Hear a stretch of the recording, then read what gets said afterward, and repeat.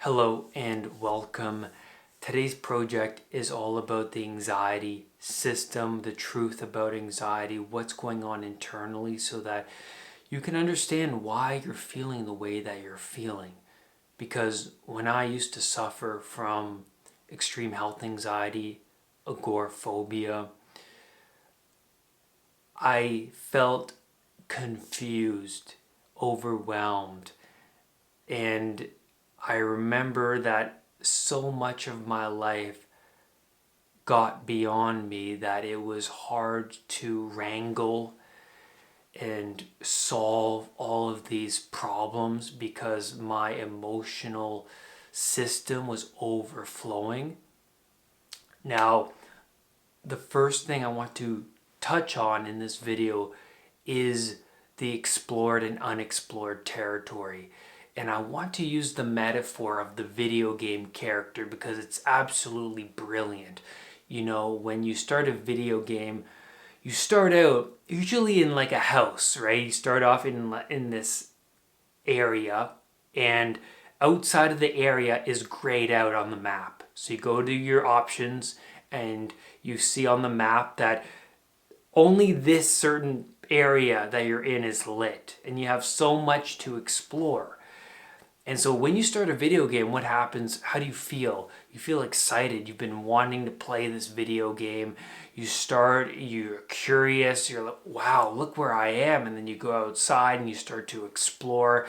And when you explore the unknown, your anxiety system kicks in, your emotional brain, because you're in a territory that you're not familiar with.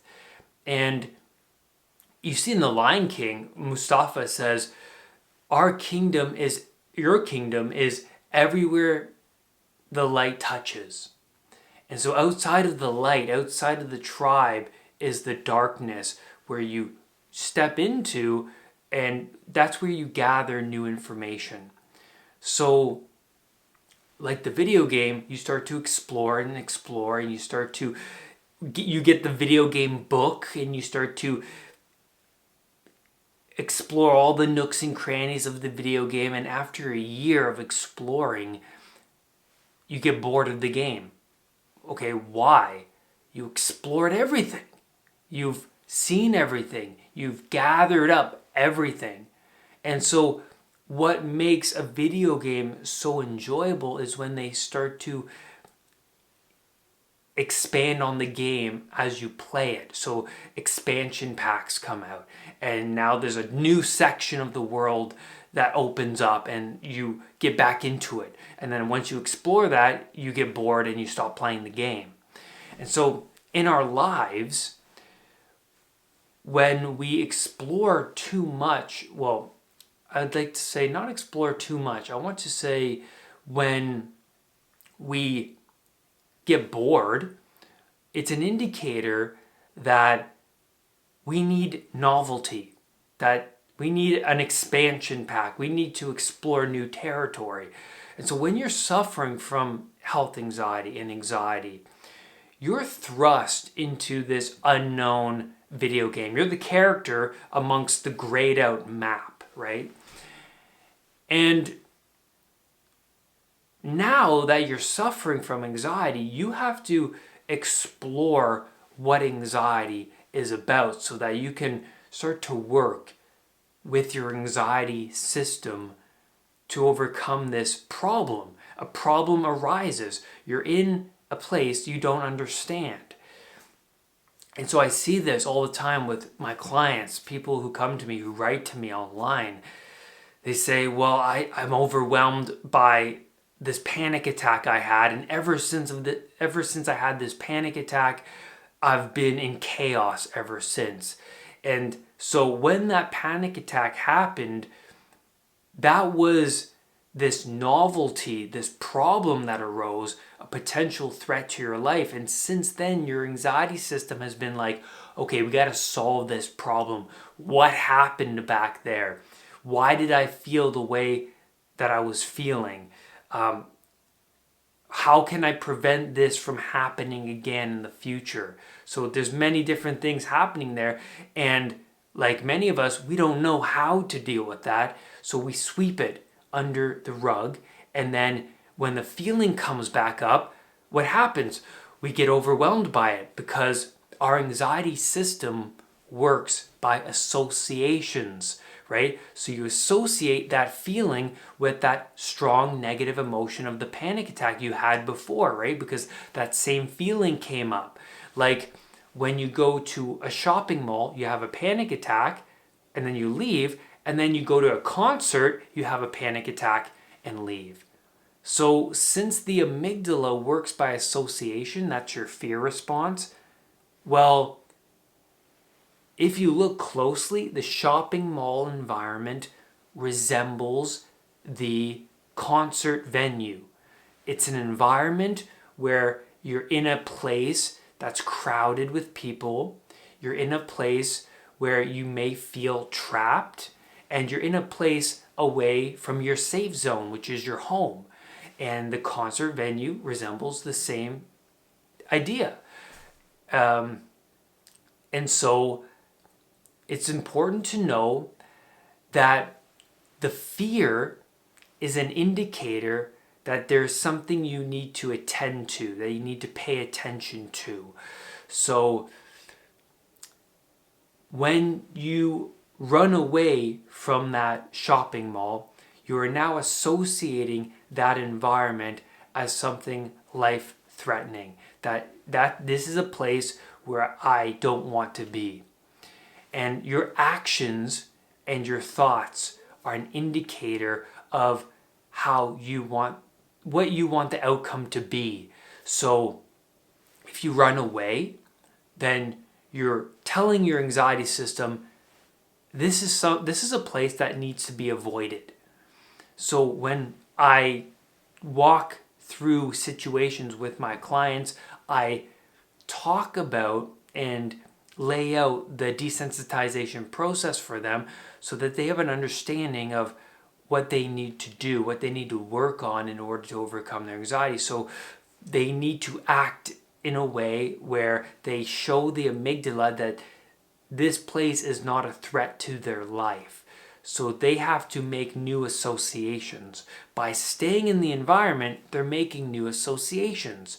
Because they're not dying, because they don't die at the shopping mall, they're making associations that this place is not a threat to their life. Now, when you go through anxiety recovery, things get worse before they get better. Well, why? To heal yourself means you have to confront your inadequacies. You have to confront the old map you were going by. You didn't update your map. So you're continuously engaging in habits and behaviors that increase your anxiety. There are too many problems to be solved. Where do you start? And that's why I have the clients that I have, is because they come to me and they say, Brad, things have gotten beyond me. There's too many problems out there to solve. Where do I start? I have this anxiety, and then I have my family life. I'm neglecting my relationship with my kids because I'm paying attention to my symptoms. I'm going to the doctors. My work is suffering. My relationships are suffering. Everything is suffering, and there's too much to handle. And I always say, well, start locally. Start where you can start. So start in your own bedroom. And the anxiety response comes about because you have a map of the world and something disrupts the map of your world, right? So a panic attack disrupts your map of the world, or an illness of a family member disrupts your map of the world, or you get laid off from work, or you're moving. Something disrupts your map. So there's an obstacle that pops up. So what happens in your bedroom if it's too messy? There are obstacles everywhere, right? So you walk in your room and your stress response kicks in automatically There's obstacles. You're kicking over things. You're looking for stuff in your drawer that you can't find. It's a mess. So start locally, start with your room, clean up your room and see how you feel. And you might even say to me, Brad, I don't think my room is messy, or, I don't feel like my room is messy, but maybe it is. And maybe you got used to the feeling of the stress. That's a big thing to understand, is maybe you conditioned yourself so much to the feeling of the stress that you don't even notice that you're feeling anxious when you walk into your room. The only way to find out is to start organizing it. Minimalism is so powerful. If you haven't looked up minimalism and what it entails, well, you're missing out on a big part of mental clarity, because when you organize and get rid of so much stuff that you don't use, you walk into a room and everything is in its right place, so your anxiety system doesn't need to activate. There's not a lot of information to attend to. So minimalism, adding more order, right? Adding that order to your life, like minimalism or meditation, having a routine, a constant sleep and wake time, having a structure is really important for when there's too much to handle, right? Your anxiety system is trying to sort out too many problems. There's a pile of problems on your desk, right, in your mind. And where do you start? You start with the one piece of paper, the one problem. And once you solve that problem, you can move on to the next one.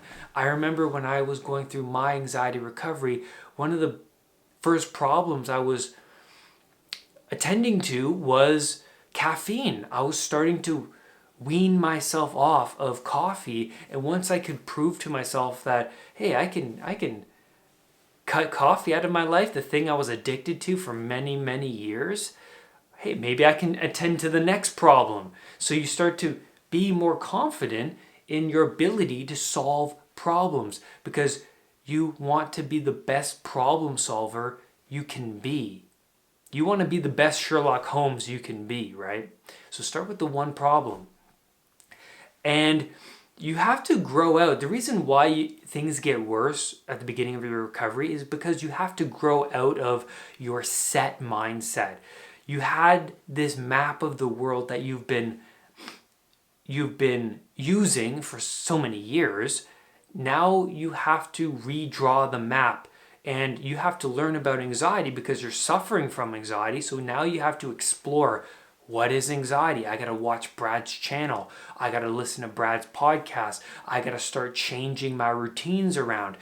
Now, because you're moving from this old map to this new map, this growth mindset, it takes, well, a lot of effort, because now you have to adopt new patterns. And when you adopt new patterns, you are going to be bad at it at first, right?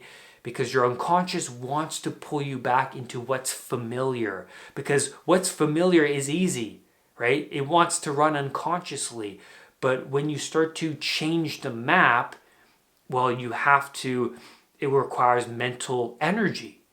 And it's a difficult thing. It really is unbelievably difficult to rewrite your map and to explore the new territory. Remember, everything outside of what the light touches, it needs to be explored, right? That's where you gather new information. So outside of your old map, what is anxiety? What is meditation? What is spirituality? What does life after death mean? And all of these questions that start to come up, and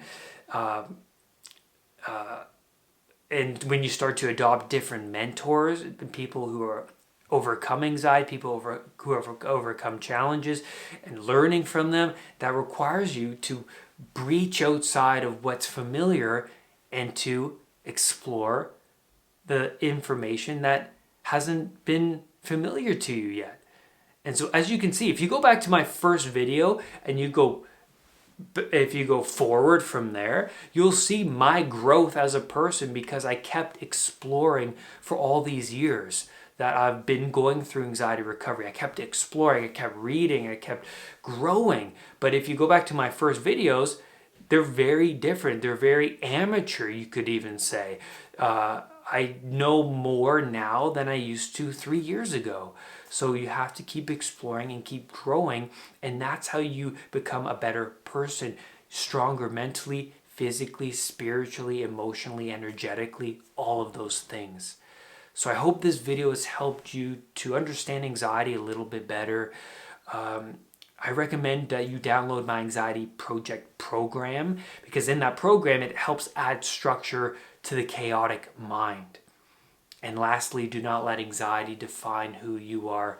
I will see you on the next video. Bye for now. Make sure you hit that subscribe button and that bell so that whenever a new video of mine appears, you will be one of the first to know. Namaste.